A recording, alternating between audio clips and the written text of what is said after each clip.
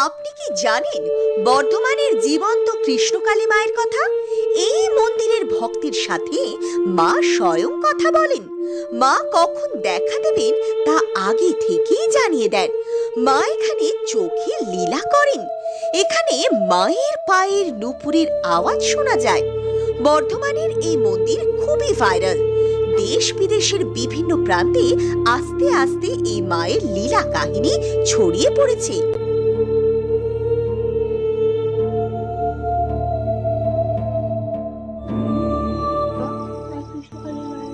আবার বলতে থাকো।